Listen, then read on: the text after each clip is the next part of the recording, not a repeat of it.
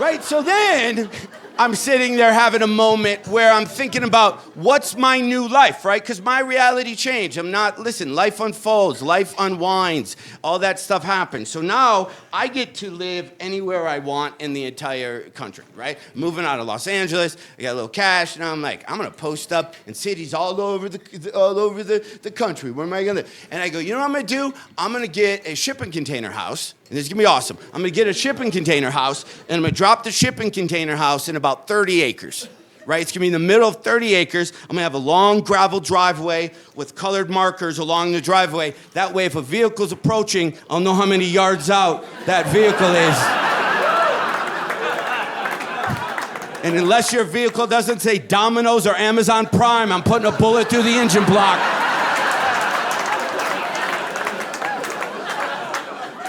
Right?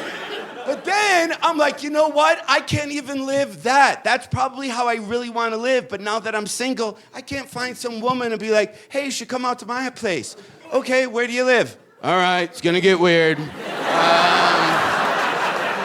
This is where I lose them. Anyway, you're gonna find a gravel road. You're gonna get on the gravel road. You're gonna drive until right about the time your cell reception starts to get really bad. Okay.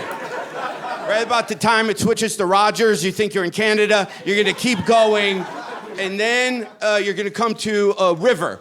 There's gonna be a boat and a canoe, there's a rope, pull yourself across the river, and then get out of that, and then there's gonna be a guy standing there, he's gonna ask you a riddle. And then, if you get the riddle correct, he will tell you what path to go down.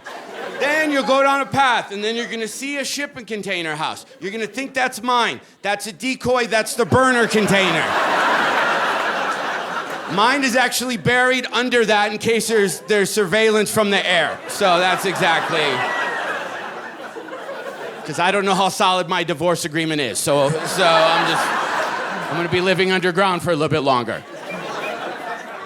Right? And also, the whole time that I'm there, I have a roommate or a curtain mate or whatever you want to call him.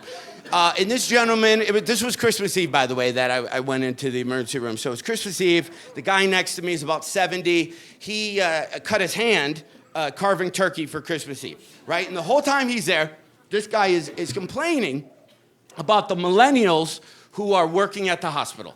Nonstop, the entire time I'm there. He was just like, these millennials, this whole hospital full of millennials. Look at, and this guy's about 70-something. He's like, no, but these are all millennials. Like, why can't there be more people my age? I'm like, no. And then,